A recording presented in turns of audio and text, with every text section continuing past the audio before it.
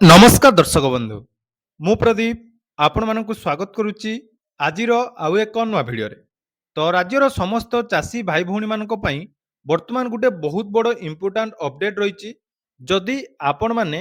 PM କିଷାନ ଯୋଜନାର ସହାୟତା ରାଶି ପାଉଥିଲେ ବା ପିଏମ୍ କିଷାନ ଯୋଜନାରେ ନୂଆ ଆବେଦନ ଆପଣମାନେ କଲା ପରେ ଆପଣମାନଙ୍କ ଷ୍ଟାଟସଟି ବର୍ତ୍ତମାନ ଏପ୍ରୁଭାଲ ହେଇସାରିଛି, ତାହେଲେ ଦେଖନ୍ତୁ ବର୍ତ୍ତମାନ ପିଏମ୍ କିଷାନ ପୋର୍ଟାଲରେ ଗୋଟେ ବହୁତ ବଡ଼ ଇମ୍ପୋର୍ଟାଣ୍ଟ ଅପଡେଟ୍ ଆସିଛି। ବିଶେଷ କରି ଫାର୍ମର ଆଇଡିକୁ ନେଇ ଯେଉଁ ଆପଣମାନଙ୍କର କନଫ୍ୟୁଜନଟି ଥିଲା ବା ଫାର୍ମର ଆଇଡି ଯେହେତୁ ବର୍ତ୍ତମାନ ପିଏମ୍ କିଷାନ ଏବଂ ସିଏମ୍ କିଷାନ ପାଇଁ ମାଣ୍ଡାଟୋରି କରିଦିଆଯାଇଛି, ତେଣୁ ଯେଉଁମାନେ ପୂର୍ବରୁ ଟଙ୍କା ପାଉଥିଲେ ଯେଉଁଥିରେ କି ଆପଣମାନଙ୍କର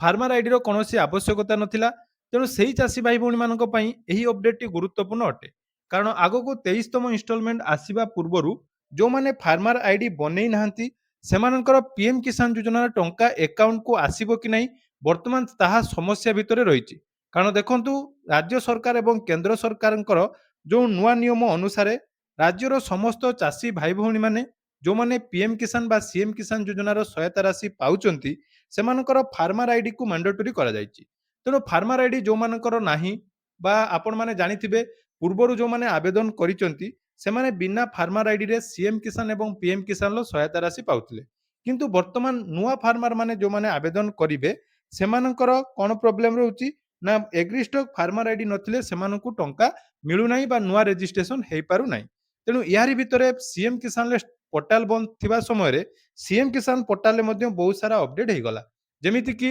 ଆପଣମାନେ ଜାଣିବା ନିହାତି ଦରକାର, କାରଣ 23ତମ ଇନଷ୍ଟଲମେଣ୍ଟରେ ବହୁତ ହିତାଧିକାରୀଙ୍କ ନାମ ବର୍ତ୍ତମାନ ପିଏମ୍ କିଷାନରୁ ମଧ୍ୟ କଟିବା ପାଇଁ ଯାଉଛି। ତାର କେବଳ ଗୋଟିଏ ରିଜିନ୍ ହିଁ ରହିବ ଆପଣମାନଙ୍କର ଫାର୍ମର ଆଇଡି। ତେଣୁ ଆସନ୍ତୁ କ'ଣ ରହିଛି ଅପଡେଟ୍, କେମିତି ଆପଣମାନେ ନିଜ ନିଜର ଷ୍ଟାଟସ୍ ଚେକ୍ କରିବେ, ଷ୍ଟାଟସ୍ ଚେକ୍ କଲା ପରେ ବର୍ତ୍ତମାନ କ'ଣ କ'ଣ ଅପଡେଟ୍ ଆସୁଛି ତାହା ମଧ୍ୟ ଆଜିର ଭିଡ଼ିଓରେ ମୁଁ ଆପଣମାନଙ୍କୁ କହିବି। ତେଣୁ ଭିଡ଼ିଓଟି ନିହାତି ଆପଣମାନଙ୍କ ପାଇଁ ଇନଫର୍ମେଟିଭ୍ ରହିବ। ତା ପୂର୍ବରୁ ଯଦି ଚ୍ୟାନେଲକୁ ପ୍ରଥମ ଥର ଭିଜିଟ୍ କରୁଛନ୍ତି ଭିଡ଼ିଓକୁ ଲାଇକ୍ କରିବେ, ଚ୍ୟାନେଲକୁ ସବସ୍କ୍ରାଇବ୍ କରିବା ସହିତ ପାଖରେ ଥିବା ବେଲ୍ ଆଇକନକୁ କ୍ଲିକ୍ କରି ଅଲ୍ରେ ସେଟ୍ କରିଦେବେ। ସର୍ବପ୍ରଥମେ ଦେଖନ୍ତୁ, ଯଦି ଆପଣମାନେ ଜଣେ ଚାଷୀ ଏବଂ ରାଜ୍ୟ ସରକାର କେନ୍ଦ୍ର ସରକାରଙ୍କ ତରଫରୁ ଯେକୌଣସି କୃଷି ସମ୍ବନ୍ଧୀୟ ସହାୟତା ରାଶି ପାଇବା ପାଇଁ ଚାହୁଁଛନ୍ତି, ସେଇଟା ଆପଣମାନଙ୍କର ସିଏମ୍ କିଷାନ ହଉ, ପିଏମ୍ କିଷାନ ହଉ, ଫସଲ ବୀମା ବା ଏମିତିକି ଆପଣମାନେ ଯଦି ବିହନ ବା ସାର କିଣୁଛନ୍ତି ତାହେଲେ ଏଗ୍ରିଷ୍ଟକ୍ ଫାର୍ମର ଆଇଡି ଆପଣମାନଙ୍କୁ ମାଣ୍ଡାଟୋରି କରିଦିଆଯାଇଛି। ତେଣୁ ସରକାରଙ୍କର ଯେଉଁ ଏଗ୍ରିଷ୍ଟକ୍ ଫାର୍ମର ଆଇଡି ଆସିଲା ପରେ ବହୁ ଚାଷୀ ଭାଇ ଭଉଣୀ ଗୋଟେ ଅସୁବିଧାର ସମ୍ମୁଖୀନ ହେଉଛନ୍ତି। କ'ଣ ନା ଯେହେତୁ ତାଙ୍କ ନିଜ ନାମରେ ଜମି ନାହିଁ ଏବଂ ସହଜରେ ନିଜ ନାମରେ ଜମି ବର୍ତ୍ତମାନ ହେଇପାରୁନାହିଁ, ତେଣୁ ସେହି ଚାଷୀ ଭାଇ ଭଉଣୀମାନେ ବର୍ତ୍ତମାନ ସିଏମ୍ କିଷାନରୁ ତ ବାଦ୍ ପଡ଼ିବେ, ତା ସହିତ ପିଏମ୍ କିଷାନରୁ ମଧ୍ୟ ବାଦ୍ ପଡ଼ିବା ପାଇଁ ଯାଉଛନ୍ତି। ତେଣୁ ଯଦି ଆପଣମାନେ ପୂର୍ବରୁ ଟଙ୍କା ପାଉଥିଲେ ତାହେଲେ ବର୍ତ୍ତମାନ ଆପଣମାନେ ନିଜ ନିଜର ଷ୍ଟାଟସ୍ ଥରେ ଚେକ୍ କରନ୍ତୁ। ତେଣୁ ଷ୍ଟାଟସ୍ ଚେକ୍ କରିବା ପାଇଁ ହେଲେ ସର୍ବପ୍ରଥମେ ଆପଣମାନଙ୍କୁ ପିଏମ୍ କିଷାନର ଅଫିସିଆଲ ପୋର୍ଟାଲକୁ ଯାଇକି ଆସିବା ପାଇଁ ପଡ଼ିବ, ଯାହାର ଦେଖନ୍ତୁ ଆପଣମାନଙ୍କୁ ରହିଛି pmkisan.gov.in। ତ ଅଫିସିଆଲ ୱେବସାଇଟ୍କୁ ଆସିଲା ପରେ ତଳେ ଦେଖନ୍ତୁ ଆପଣମାନଙ୍କର ରହିଛି ନୋ ୟୋର ଷ୍ଟାଟସ୍।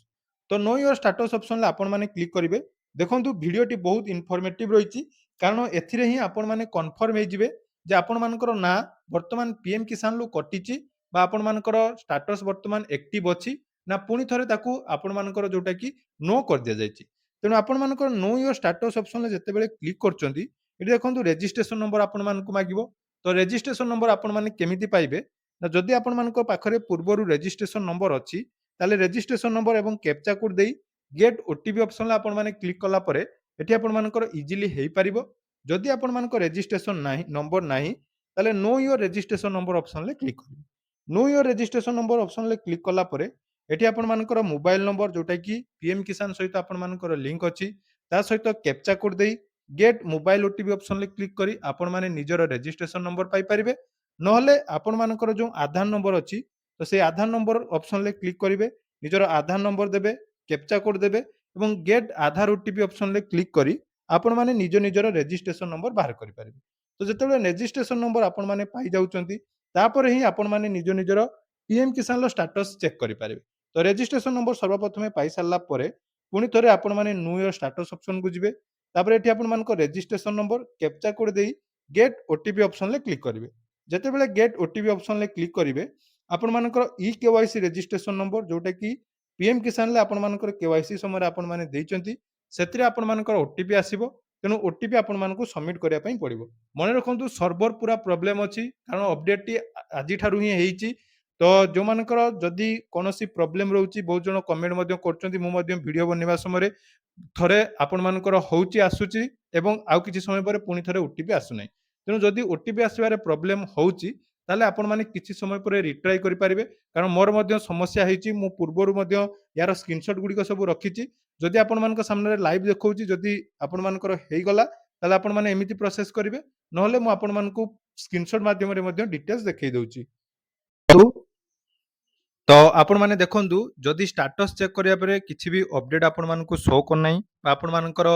ପ୍ରୋବ୍ଲେମ୍ ରହୁଛି ତାମାନେ ସର୍ଭର ଟିକେ ଇସ୍ୟୁ ଅଛି ଆସନ୍ତା କାଲିଠାରୁ ସର୍ଭର ଆପଣମାନଙ୍କର ଠିକ୍ ହେଇଯିବ ଯେହେତୁ ମୁଁ ଅଲରେଡ଼ି ସ୍କ୍ରିନଶଟ୍ ଗୁଡ଼ିକ ରଖିଥିଲି ତ ଆପଣମାନଙ୍କ ସହିତ ସେୟାର କରୁଛି ତେଣୁ ଦେଖନ୍ତୁ ଅପଡେଟ୍ ଯେଉଁଟା ମୁଁ ଦେଉଛି ଏଇଟା ପୁରା ଜେନୁଇନ୍ ଅପଡେଟ୍ ଆପଣମାନେ ଭାବନ୍ତୁ ନାହିଁ ଯେ ମୁଁ ଷ୍ଟାଟସ୍ ଆପଣମାନଙ୍କୁ ଅନଲାଇନ୍ରେ ଚେକ୍ କରି ହେଉନାହିଁ ଯେହେତୁ ପ୍ରୋବ୍ଲେମ୍ ହେଉଛି ତେଣୁ ଏହା ପୂର୍ବରୁ ମୁଁ ଯେଉଁ ସ୍କ୍ରିନଶଟ୍ଟି ରଖିଥିଲି ତାହା ଆପଣମାନଙ୍କ ସହିତ ସେୟାର କରୁଛି ଦେଖନ୍ତୁ ପୂର୍ବରୁ ଆପଣମାନେ ଜାଣିଥିବେ ଯେତେବେଳେ ଷ୍ଟାଟସ୍ ଚେକ୍ କଲା ପରେ ଆପଣମାନଙ୍କର ନେମ୍ ଅଫ୍ ଫାର୍ମର ଶୋ କରୁଥିଲା ଆଡ୍ରେସ୍ ଶୋ କରୁଥିଲା ବର୍ତ୍ତମାନ ଦେଖନ୍ତୁ ଏଠି ଆପଣମାନଙ୍କର ଗୋଟେ ନୂଆ ଏଡ୍ ହେଇଛି ଯୋଉଟାକି ରହିଛି ଫାର୍ମର ଆଇଡି ତ ଏଇ ଫାର୍ମର ଆଇଡି ବର୍ତ୍ତମାନ ଯେଉଁମାନଙ୍କର ଫାର୍ମର ଆଇଡି ଅଛି ସମସ୍ତଙ୍କର ଏଠି ଫାର୍ମର ଆଇଡି ଶୋ କରୁଛି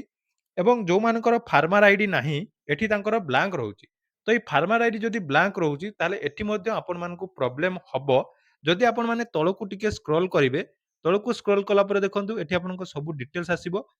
ତାପରେ ଯେଉଁ ଏଲିଜିବିଲିଟି ଷ୍ଟାଟସ୍ରେ ଆପଣମାନଙ୍କର ଲ୍ୟାଣ୍ଡ ସିଡିଂ ୟେସ୍ ଥିବ ଆଧାର ବ୍ୟାଙ୍କ ଆକାଉଣ୍ଟ ସିଡିଂ ୟେସ୍ ଥିବ କିନ୍ତୁ ତା ତଳକୁ ଆପଣମାନେ ଯେତେବେଳେ ଏଫଟିଓ ପ୍ରୋସେସରେ କ୍ଲିକ୍ କରିବେ ଦେଖନ୍ତୁ ମୁଁ ଏଇଟା ଆପଣମାନଙ୍କୁ କହୁଛି ଯଦି ଆପଣମାନଙ୍କର ଷ୍ଟାଟସ୍ ଚେକ୍ କରିହେଉଛି ତାହେଲେ ଆପଣମାନେ ଜାଣିପାରିବେ ଆପଣମାନଙ୍କର ଏଫଟିଓ ପ୍ରୋସେସରେ ଗୋଟେ ପ୍ରୋବ୍ଲେମ୍ ବର୍ତ୍ତମାନ ରହିବ ଯୋଉଟାକି ଏଫଟିଓ ପ୍ରୋସେସ ଆପଣମାନଙ୍କର ନ ହେଇଯିବ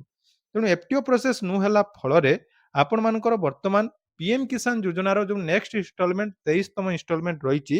ତ ସେଇ 23ତମ ଇନଷ୍ଟଲମେଣ୍ଟରେ ବହୁତ ଚାଷୀ ଭାଇ ଭଉଣୀମାନଙ୍କର ନାଁ ବର୍ତ୍ତମାନ କଟିବା ପାଇଁ ଯାଉଛି ହୁଏତ ତାଙ୍କର ପେଣ୍ଡିଂ ରହିପାରେ ଯେ ଠିକ୍ ସେଇଭଳି ସିଏମ୍ କିଷାନ ପୋର୍ଟାଲରେ ମଧ୍ୟ ବର୍ତ୍ତମାନ ଯେହେତୁ ଷ୍ଟାଟସଟି ଆପଣମାନଙ୍କର ଚେକ୍ ହେଉଛି ଏବଂ ପୁରୁଣା ଷ୍ଟାଟସ୍ ଶୋ କରୁଛି ଯେତେବେଳେ ସିଏମ୍ କିଷାନର ପୋର୍ଟାଲ ଆପଣମାନଙ୍କର ଖୋଲିବ ସେ ସମୟରେ ମଧ୍ୟ ଆପଣମାନେ ଯେମିତି ଏଥର 10 ଲକ୍ଷ ହିତାଧିକାରୀଙ୍କ ଟଙ୍କା ଆସିନଥିଲା ଠିକ୍ ସେଭଳି ଫାର୍ମର ଆଇଡି ପାଇଁ ବର୍ତ୍ତମାନ ଆପଣମାନଙ୍କର ଟଙ୍କା ଆସି ନପାରେ ତେଣୁ ଯେଉଁମାନେ ବି ଫାର୍ମର ଆଇଡି ବନେଇ ନାହାନ୍ତି ଏବଂ ଆପଣମାନଙ୍କର ସିଏମ୍ କିଷାନ ବା ପିଏମ୍ କିଷାନର ଟଙ୍କା ପାଇବା ପାଇଁ ଚାହୁଁଛନ୍ତି ତାହେଲେ ବର୍ତ୍ତମାନ ଆପଣମାନଙ୍କ ପାଖରେ ସମୟ ଅଛି ଯଥାଶୀଘ୍ର ଆପଣମାନେ ନିଜ ନିଜର ଫାର୍ମର ଆଇଡି ବନେଇ ନିଅନ୍ତୁ ଏବଂ ଫାର୍ମର ଆଇଡି ବନେଇ ନେଲା ପରେ ଆପଣମାନଙ୍କର ଯୋଉଟାକି ଏଇସବୁ ଷ୍ଟାଟସ୍ ଅପଡେଟ୍ ହେଇଯିବ ଏବଂ ଯେଉଁମାନଙ୍କର ଏଫଟିଓ ପ୍ରୋସେସ୍ ନ ଅଛି ସେଟା ମଧ୍ୟ ଇଜିଲି ୟେସ୍ ହେଇପାରିବ ତେଣୁ ଏହା ଥିଲା ଆଜିର ଅପଡେଟ୍ ଯଦି ଆପଣମାନେ ଫାର୍ମର ଆଇଡି କରିପାରୁନାହାନ୍ତି ବା ଫାର୍ମର ଆଇଡି ବନେଇବାରେ ପ୍ରୋବ୍ଲେମ୍ ରହୁଛି ତାହେଲେ ଡେସ୍କ୍ରିପ୍ସନରେ ଆମ ଟେଲିଗ୍ରାମ ଚ୍ୟାନେଲର ଲିଙ୍କ ଅଛି ସେଠି ଆପଣମାନେ ଜଏନ୍ ହୁଅନ୍ତୁ ସେଠି ଆପଣମାନଙ୍କର ଫାର୍ମର ଆଇଡି କେମିତି ଇଜିଲି କ୍ରିଏଟ୍ କରିପାରିବେ ସେ ବିଷୟରେ ମୁଁ ଆପଣମାନଙ୍କୁ ଡିଟେଲ୍ସ ଯୋଉଟାକି ଆପଣମାନେ ଡକୁମେଣ୍ଟ ସେୟାର କଲେ ମଧ୍ୟ କରେଇ ହେବ ତେଣୁ ଏହା ଥିଲା ଅପଡେଟ୍ ଯଦି ଭିଡ଼ିଓଟି ଆପଣମାନଙ୍କୁ ଇନଫର୍ମେଟିଭ୍ ଲାଗିଛି ନିହାତି ଚ୍ୟାନେଲକୁ ସବସ୍କ୍ରାଇବ୍ କରିବେ ଏବଂ ଆପଣମାନଙ୍କର ବର୍ତ୍ତମାନ ଷ୍ଟାଟସ୍ ଚେକ୍ କଲା ପରେ ଏଫଟିଓ ପ୍ରୋସେସ୍ ୟେସ୍ ଅଛି କି ନାହିଁ ତାହା ମଧ୍ୟ କମେଣ୍ଟ ସେକ୍ସନରେ ଜଣାଇବେ ଧନ୍ୟବାଦ